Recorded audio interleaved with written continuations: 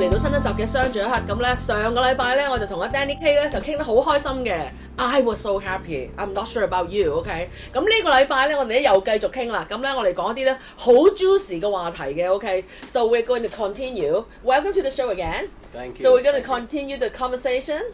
I'm so happy now. I'm so happy to have this conversation with you as well. So why am I so happy? Because Danny just helped me to solve a problem, an issue of 60 years. That's my sleeping problem. So I'm going to say, briefly. I go to bed very late, like 1:15 in the morning. I don't know why it's always 1:15, but it's always 1:15. And I try to push myself to go to bed earlier. Like, I should go to bed by 12. And all those successful people, they go to bed early, like 9:30, 10:30, or before 11. It's good to the liver, it's good to the kidneys. So I try to push myself. And I only succeed like once or twice, or maybe less than 5 times, that I can go to bed by 10:30.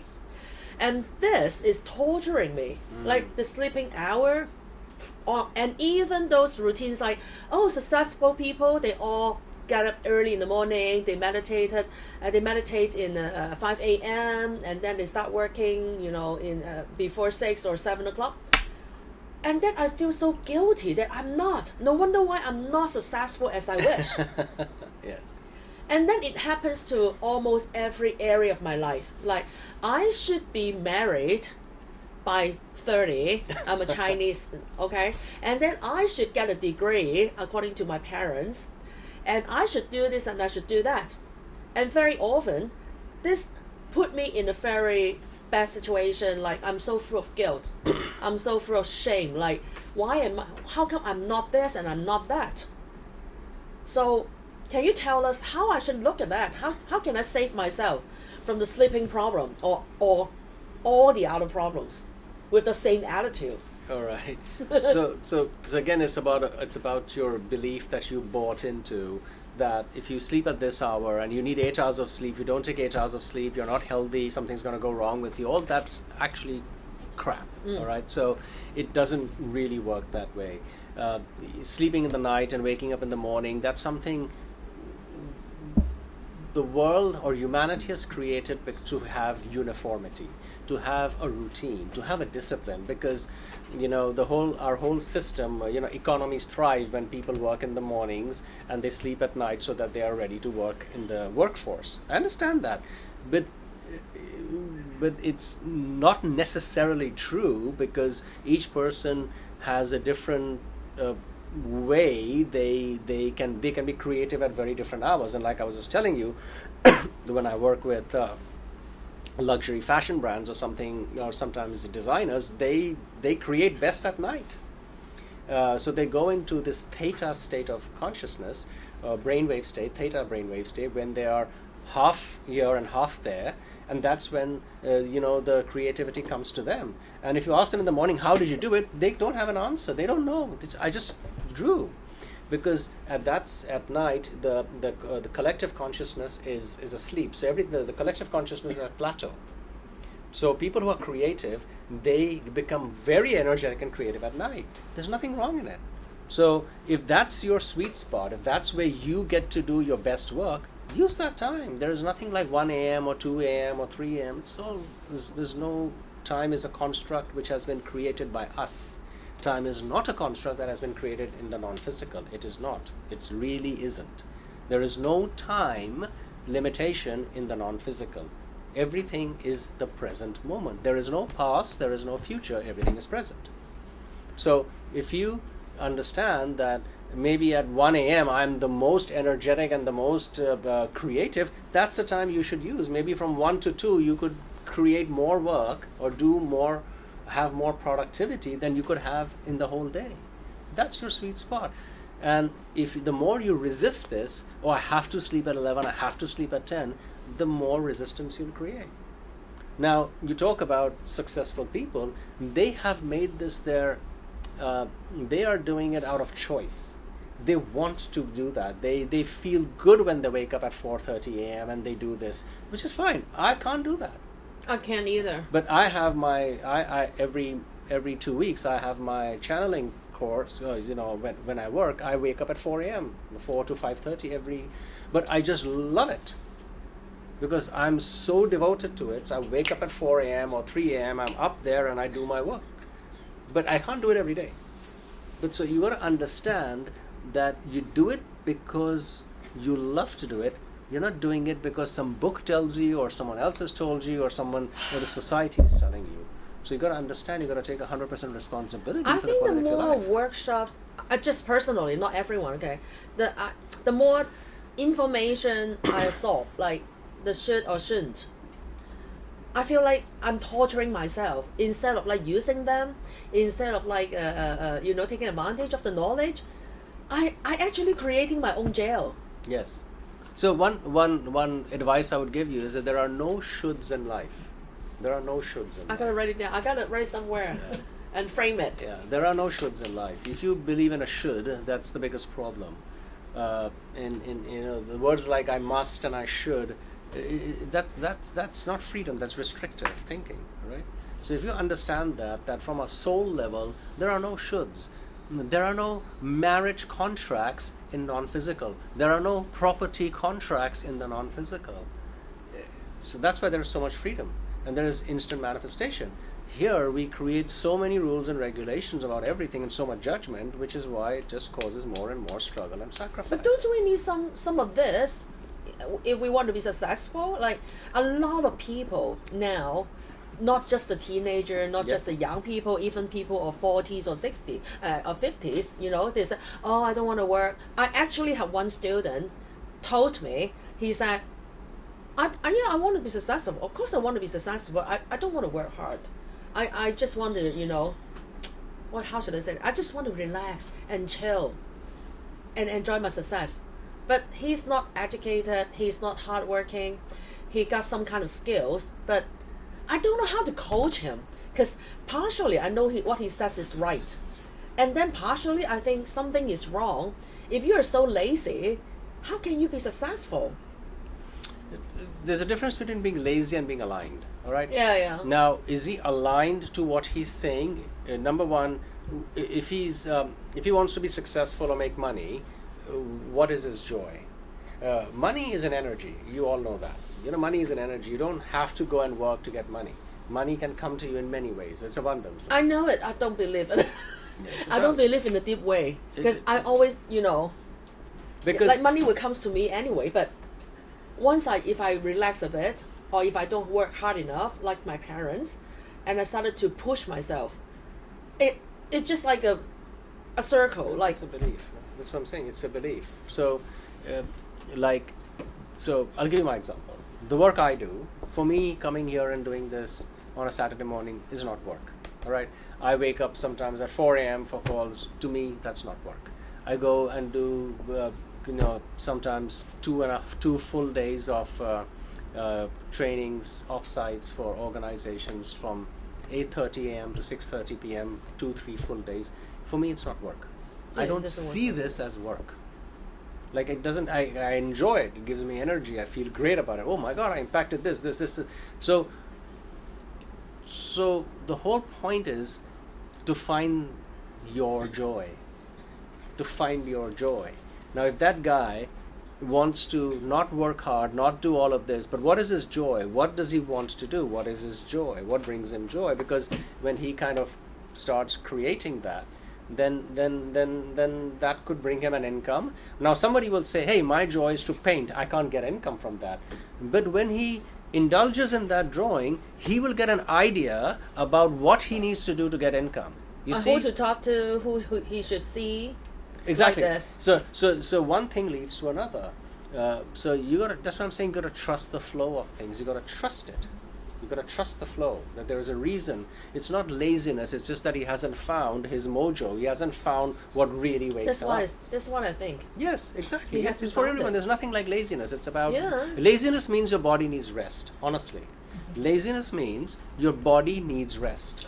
Oh, really? Yes, laziness means your body is telling you, it's knocking on your door, hey, stop listening to people and take rest. So when you're rested, you automatically feel fresh. The laziness goes away. The laziness happens only when you're not enjoying life, when you're bored and your body is not feeling rested. That's what laziness is. But we put a label on laziness. I never heard this definition. It's true. This is very good. It's true. I thought laziness is something you're doing something you don't like. Well, that's also, well, of course, that's going against your grain, like the right? kids, they playing with the PlayStation. Yeah. You have to stop them. Like, stop, Yeah. go to bed, Yeah. or go to, And then they're not lazy. They're not enjoying lazy what with they're that, doing. yeah. They're enjoying, so they can do it for 24 hours. Oh, yeah. They can do it for 24 hours. So this is, they found their joy. Now you might say, what the hell are you doing? But for them, that's their joy. So, laziness, you should see, okay, why am I feeling lazy? Is it because my body needs rest? Am I feeling bored? Do I need to do something differently? Or do I just need to go to sleep? What do I need to do? Because we put this label on laziness as something bad. It's not bad. It's something, it's a signal you're getting. Yeah. So you can say, okay, which means I'm not sleeping enough. I'm not focusing because maybe I've not slept enough. Or maybe I need to do something more different. Or maybe I need to go out for coffee or maybe do an interview with Esther. Yeah. With myself. Yeah. So, Interviewing myself. so you got to understand, it's the labels we put on things which creates a negative meaning to it. So what you focus on and the meaning you give it is what creates reality. Simple. If nobody takes anything from this interview, you can take this one thing. What you focus on and the meaning you give it is what creates your reality. So you can look at laziness and say, oh my God, this is bad, or you can say laziness, oh, which means I need to take rest. You're right both ways. You know what I'm saying? Yeah. Yeah. So you can look at your timing and say 1:15 a.m. Oh my God, I gotta go to sleep. Or you might say, no, man, I'm having this amazing idea for a new course I want to launch. I'm going to take 1 hour and write that thing down. Now I can promise you, you spend that 1 hour and you'll have the best sleep ever you've had. I believe that. I totally believe you. Because when I see the clock, when I look at the clock, it's like, oh God, it's 1 a.m. again. Oh, poor me. And then I try to turn off the computer, and then I still haven't brushed my teeth. And then when I finally go to bed, it's 1:15, and then my body is still in a very high and very exciting mode. I couldn't sleep. And then oh my goodness, it's 1:30, and then oh my goodness, it's 2 o'clock. What am I doing? I gotta say something. Oh, this is real torture. And then sometimes, thanks God, it doesn't happen a lot. Like once in a month, or maybe, twice a month, that I will feel so guilty that I go to bed too late, and that feeling kept me on bed till 3 a.m. Yeah. And can I play with my phone? No. It got blue light, so I Yeah. So guilt diminishes self-esteem. You have to be careful with that because guilt diminishes self-esteem the most. So really? The lowest is shame. Above shame you have guilt, and then you have resentment and other things. So shame is the lowest emotion, the most dense emotion, and yes. And above that is guilt. So if you're feeling guilty, it diminishes your self-esteem, it diminishes self-confidence, and it's one of the highest ways of judging yourself. Oh my God, I didn't look at it this way. So guilt is a useless emotion. Every night I go to bed with guilt and shame. No. And when I try my very best in the daytime, that push my energy, I feel so good, and doing this and doing that, and then at night, all the energy, I heard that shame and guilt is close to death. The frequency is close to death. The frequency is very low. That's why people commit suicide when they feel guilty. Correct. They feel ashamed. Correct. I definitely have to stop it. Correct. So your resonant frequency should be gratitude. When your resonant frequency is gratitude, you kind of come up the emotional scale very quickly. I understand sometimes you all feel guilty about something. It's we are humans. These things up and down happen, but you don't live there. You don't make it your home. Yeah. You don't live there because that's not good for you. Because you do all this great work, but if you go home at night and you feel guilty, you're in a way kind of disrespecting your own work. Yes. Exactly. I didn't steal money. I didn't steal other people's job. I didn't steal other people's husband. I am a really good person. Yeah. And then I punish myself to sleep. No. How silly. Thank you. Okay, we stop now. I got everything I want. I'm just kidding. So can you tell us more about your course, like I Am Manifestation? Now I'm really interested.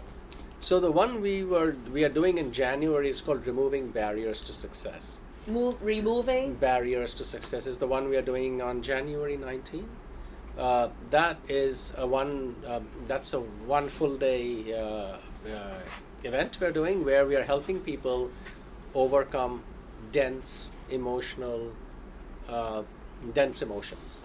For example, overcoming guilt, overcoming resentment, overcoming fear, overcoming judgment, overcoming self-doubt. I got tons.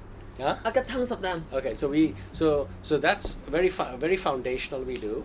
So the first session is about helping people overcome that, and the next session is about the next half of the day is about helping people go back into the creation mode, go back into passion. How do you create more abundance? How do you create more well-being? How do you start doing real, not just goal setting, but how do you create new experiences? So it's taking people from here and helping them go here. Okay, so that's what Removing Barriers to Success 1 day is all about.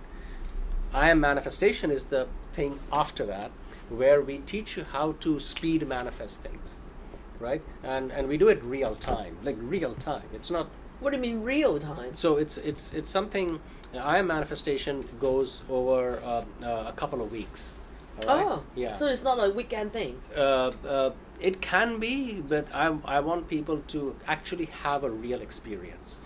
So we teach them the laws of manifestation, and if you follow those laws of manifestation, you can literally see tangible results fairly quickly. So we want to demonstrate to people. It might not happen in just 1 day, but when they do the things we teach them, then that could happen fairly quickly. It's about 7 to 10 sessions, right? So they go through that, and every week then they practice it, then they come back. During the period of the course, they can manifest. During that period, not 1 year later, during that period. I totally believe it. Okay? I believe it. So we teach them how to do it. And then the third thing that we teach is what we call automatic writing and channeling. I've started doing this for corporate. You'll be surprised. You teach channeling in corporate Yes. client? I cannot believe it. I cannot believe you. I'm going to one of the largest banks. I will not name it on television, but one of the largest banks, How do you persuade foreign banks them? in Hong Kong, in their meeting room, and we teach them channeling. Can I be your assistant that day? So- How do you make them believe in such things? Because we believe it, we but the corporate people, Corporate don't they people have some are same as you. Christians or They're all- Catholic? they're all same as you. You got to understand. You got to stop seeing people as corporates or religious and- business, or you just see them as People. You got to trust yourself that the people who need you will always find you. Yeah. You got to trust yourself that the people Yes. who need you will Yes. always find you. And they say that when the student is ready, the teacher will appear, Yeah, something like that. this. So it's very and now I'm teaching that in organizations whose names you know very, very well. Okay. Okay, and you'll be surprised. And that day I was sitting in a big organization, and I was telling her, I can't believe that today I'm teaching you this sitting in your company and teaching you this. Usually people would do it privately, right? Because Yeah. But this is like in the company. You're So- talking about channeling. yeah. So the reason why you're asking me this question is because you have a belief of this will not work. There's a self-doubt inside of you. So business people, entrepreneurs, corporate people, they're all the same. You, me, we are all the same. We just put that label on them. But if you say that you remove all the labels, and I think this person would, because they came to me for something else. They came to me for business, leadership, all right? And I told them, if you do this thing that I'm teaching, channeling, it's going to completely shift your career to everything. And they said, okay, let me try. And now they're addicted to it. Addicted. Yes, they're addicted to it because they see the value, they see the amazing, like it's most transformative experience you can have. So you don't have to push it or sell it or do anything. You just experientially let them experience it, and then they say, "Oh wow, my God, this is amazing." Now, some people will not, it will not reflect with them, right? It will not resonate with them. It's fine, but you should not doubt yourself about this. Oh, I should not talk about this with this person. They will not like it. No, you be in your power, and your energy will convince them without you even saying anything to them. This is terrific. You got to know yourself. You got to be confident about that. I know some of it, but I don't believe it deep enough. Can I share something with you? Lately, I just do some reflections on myself. And then I remember all the things I did right and make me money and then happy money was that the idea didn't come from me. It was like sometimes when I was sitting there, I was thinking like, what should I do? And then an idea came to me. Yeah. And then I thought, hey, this idea is not bad. And then I executed it. And then I make money and then have tons of fun. And it happened several times. The other time, when I sat there doing the opposite thing, which is like, I have to do something. Precisely. I have to pay rent. I have to pay my, the salary. And then I try to push myself. Whole day. Like the whole day. I was sitting there playing with the computer and then nothing comes. Nothing. So I thought, maybe I should go to play.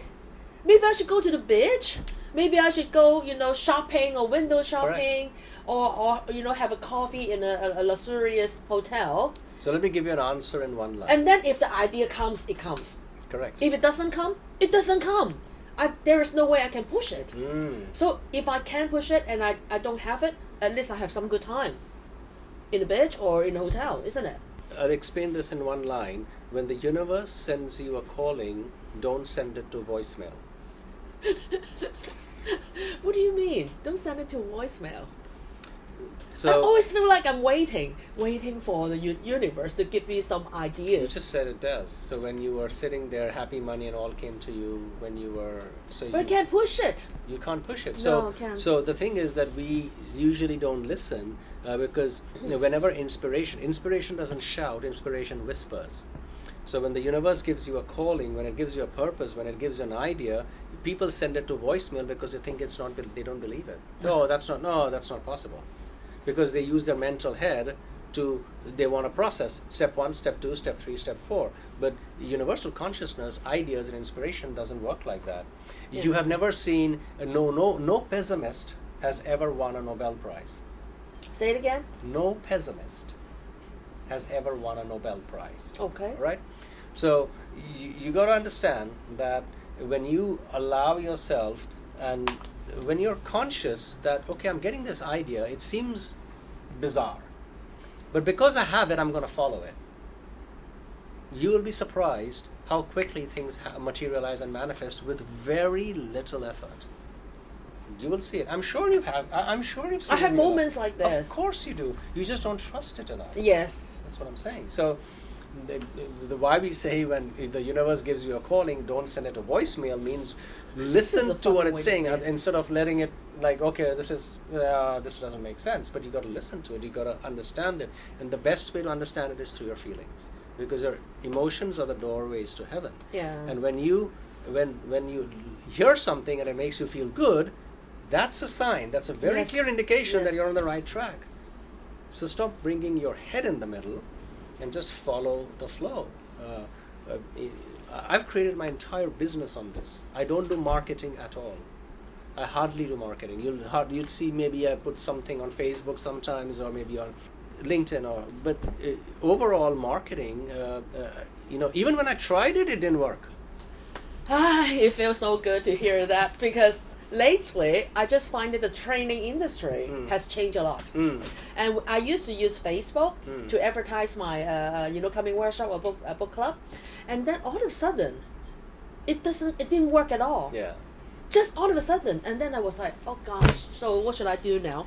So maybe I should learn some social media. Yeah. So I spent the money and then took the course. It is mind-blowing, but it's not for me. I have to do the IG, I have to do like 10 posts a day, and then I have to do the YouTube, and then I have to post like maybe 10 videos a day, and then the video got to be this and that, and then you have a visual effect. And I was like, oh my God, it's so overwhelming. And I don't have a team like this to work for me. You gotta have a team, professional team to do that. Sure. And I thought, okay, I'm screwed. I'm done. So I got stuck here actually. So you don't do marketing at all?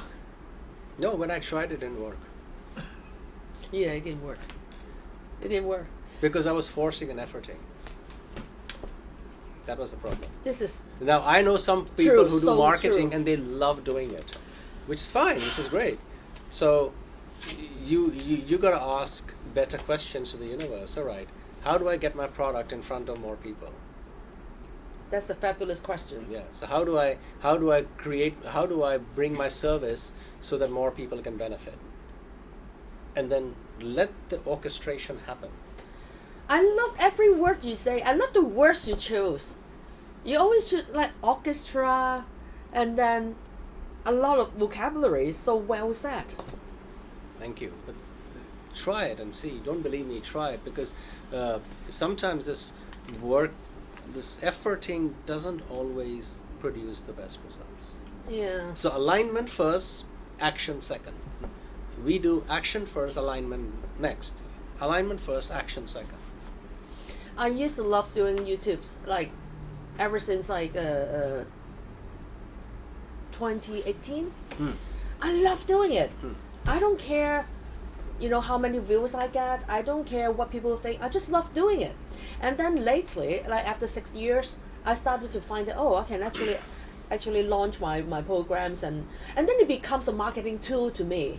And sometimes it feels good, but most time I feel bad. Like, it's not fun anymore. Correct. When I feel I have to sell something in my show, like so as not to waste the airtime, not to waste my time, because it takes a lot of time to produce a good show. Yeah.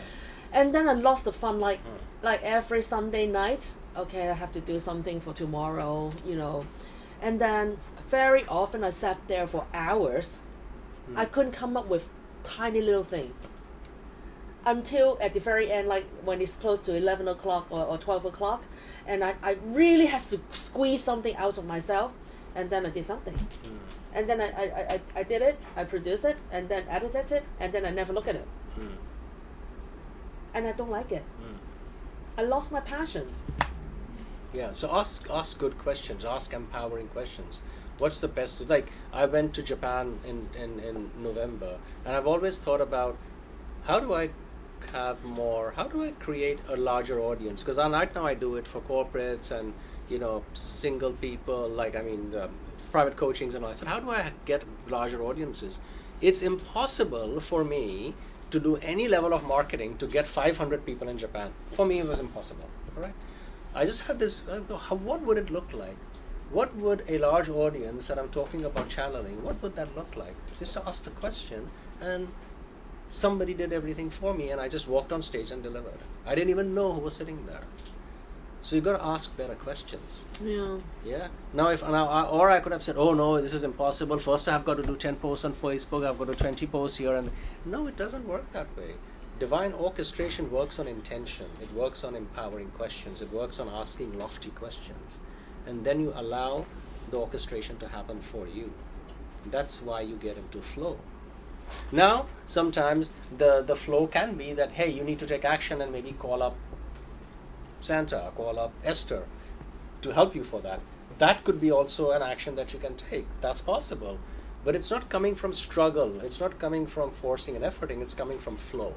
It just feels good. Yeah. Just feels I used to believe that.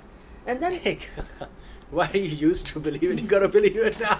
I think a big part of me, I still had my parents' programming of the working hard. So I was like always pushing myself, like, you not working hard enough. Look at Wasan, He's like working 7 people's work. I think Washan enjoys what he does. He does. He's all right? very, yeah. So if you ask him, I don't think he will say hard work. He says he enjoys what he does. So the hard work converts into enjoyment. So you might be working 16 hours, but for you 16 hours might not feel like work. So hard work is an emotion you got to understand. It's an emotion. I'm working hard, I'm all exhausted, versus, oh wow, I worked for 13 hours and I feel amazing and I produced so much today. This difference, you see the difference? Yeah, it's yeah. not the time, it's the feeling you have after those 15 and 16 hours. Yeah. I know him for like 15 years. And I said, how come you never take a day off? He said, why should I take a day off? What am I going to do with the day off? I said, do something you like. So he said, I'm doing the things I like every day. Exactly. So you ask me to take a day off doing nothing? Why should I? Yeah. I was like, oh my God. Correct. So it depends. But again, you don't have to judge yourself or compare yourself with somebody else. But it's about what you feel in the moment, what you feel good doing. And you know, you kind of indulge more and more and more into that. And trust that. I think you got to trust it. That's the right word. You got to trust it. From our conversation from last episode and this episode, I come to understand my biggest issue, which is I let the world tells me what's right and wrong. Correct.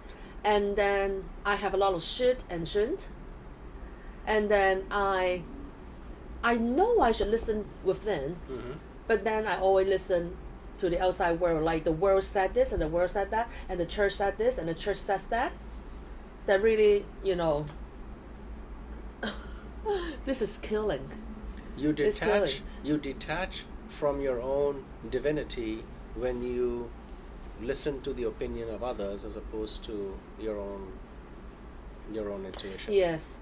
I actually am very intuitive. I have very strong, you know, spiritual I know power you do. within. Yes. Yeah. Because it takes a better person to see a good person. I know you.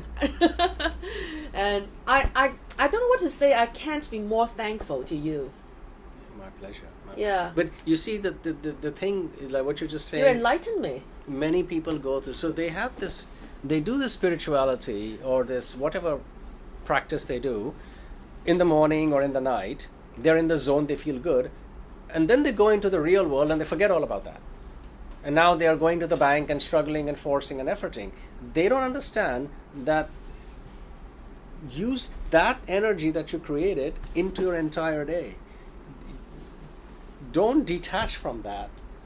Attach with that and use it for your entire day. So we go into all these meditation practices, all these amazing things, and then the time is up, and now we go back into our head and do A, B, C, D. And then we get all stressed and struggle, then we go back into and come at night, and then we do. No, but if you would just allow that energy to flow throughout the day, you don't have to get into This your is head. so good. This is so good. Too good to be true, but it's true. I'm so thankful. Really. My pleasure. Actually, Santa is sitting next with us, and Santa, we gotta have this workshop come true, and using Danny's method, like we just ask the universe, how can we have it in Hong Kong, with a bunch of people like same frequency, and love to learn. Yeah. So you can. How can I serve more people? Where would my talent be most needed?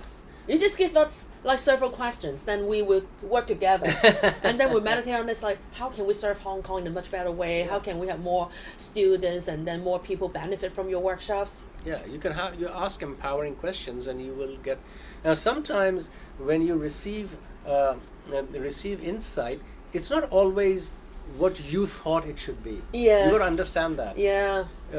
So that's why we say, when I say when God gives you a calling, you don't put it on voicemail, means sometimes the solution doesn't come that your logical mind would accept. Yeah. So the solution could be, take a trip to Taiwan, for example. And you would say, what's this got to do with anything? But when you go to Taiwan, you'll meet someone who's the best arranger for you to do all these kind of things and get things done for you. You'll be surprised. So the insight and the solution might not be in alignment with your logical mind. Yes. But you got to trust it. That's important. That's very important. Okay, so our 30 minutes is up again. All right. I'm good. very satisfied. I feel so full. I'm so full of joy, and I feel released. Like I feel like I'm released from my own jail again. Yeah. I'm speechless. It's self-sabotaging what you're doing. Yeah. And I don't think you need to do it. I think you're doing very well on your own. I think you've got very good energy from what I've seen before, and I think you've I can see the bigness in you. I think you put this label on yourself at some parts of the day, and all you need to do is just Because I was very chill. successful when I was young. I was the global top sales and a sales record holder for 3 years. Wow. And then I was like 30 something. And then now, after I left the investment world, I think I punish myself every day. Like, how come I'm not like prosper like anyone else? But on the contrary, like, I always comparing myself with other people. And then I felt like I'm not married and I don't have children. I should prosper more in my career life. But I'm not. And this thing, like, I'm punishing myself every day. Like, look at you, you're not doing anything. It's really a hell on earth. It's a living hell. Why do you need to get married, may I ask? Everybody got married. Well, this is it's not, you can, the highest emotion on the universe is love. Yes. Would you agree? Love is not necessarily has to be confined to a piece of paper. You can have 10 people you love. You can have 10 relationships. You can really enjoy your life if you do not put this shaming that I'm not yet married. It's really completely unnecessary. Now I feel better at the age of 60 because there are a lot of single women out there having a good time. But when I was younger, that kind of like urge and like, and then I should be more successful because I'm not married and I don't have children or parents to take care of. So I got more time than other people. That kind of should and shouldn't really torture me, like the sleeping hours, like I should get up early in the morning, I should meditate at a certain time. All these things is torturing me. Yes, it's judgment. That's what I'm saying. Judgment is the final step towards enlightenment. So no wonder why I feel so tired all the time. It's just really not necessary. Not at all. It's wasteful, actually. Thank you.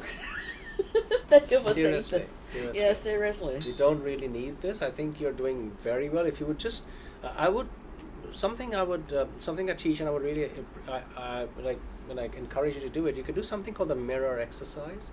Every night you stand in front of a mirror, and you look at yourself, and you look at yourself in the mirror just before going to bed. Just before going to bed, not 30 minutes, or just before you're gonna go to sleep. You look in a mirror and say, "Hi, Esther," and then go through the entire day from morning till evening about what you can find to appreciate yourself for. So let's say you talk to yourself and say, "Hi, Esther, I truly appreciate you for waking up early in the morning to get prepared for this interview you're going to have with Danny. I truly appreciate you for getting dressed and doing your makeup and coming to the studio on time to get ready for the interview. I truly appreciate you for having a healthy breakfast and your coffee." So you look at the smallest, the most minutest, most insignificant thing to appreciate yourself for. The entire day. Till that moment, every day, every night. Do it for 40 nights. 40 nights. I can promise you everything will change. Wow. And you will realize it's. Have you ever played the game poker? I don't. Okay, so in poker, the person who has the highest amount of poker chips is the one who wins the game. Okay. So when you do this exercise, you're creating poker chips of self-esteem. Oh, okay. So the more poker chips of self-esteem you have, the grander your life experience becomes. So when you, and why am I saying it doing at night is because the last thought you have at night is the same thought that simmers in your consciousness for the next 8 hours. So if you're sleeping at night, "Oh my God, I've not slept yet. Oh my God, it's 1:15, I've not slept yet." When you're sleeping, that is what's in your unconscious mind. And when you wake up with that same fear and same feeling. So when you do this appreciation exercise, what happens is now your subconscious is getting food. Yeah. So for 7 hours, 8 hours while you're sleeping, all that is now in your unconscious mind. So when you wake up, you're going to feel fresh. Automatically. You're going to say, "Oh, wow, I feel pretty good today. What's going on?" So now, 8 hours, your unconscious mind is all taking in all this positivity, and it's building up self-esteem. Self-esteem comes from the Latin word estimare. Estimare means estimate. And so self-esteem is an estimate of your self-worth. So if you sleep with high worthiness in the night, then 8 hours your unconscious mind is Gosh, is I playing never with thought that. of it. Yes, and that's how it works. I never thought of it. It's very easy to do. Oh, God. Yeah. Okay. So you got some homework. Oh, I'm speechless. I'm totally speechless. I can't be more thankful. I'm so full of gratitude now. And I only by today, like I talk to you now, I only see how bad I am to myself. Like, it's totally unnecessary. I'm a good person. I'm a very good person. Okay, I'm going to stop crying, and we're going to say goodbye for now. And I can't wait to talk to you again. Sure. It's just so precious to talk to you. It's like a private section. Oh my God. Thank you, Lord. Thank you. Okay, we got to say goodbye. Oh. Yeah. You did well. I have some of his energy. Okay, we gotta say goodbye now, and we're going to bring you back to Hong Kong again. I want to attend all your workshops, and then I can't wait to prosper and prosper. Okay, you will. Spiritually, financially, personally. You will. You will. Okay. Thank you. Oh, Thank you. bye bye.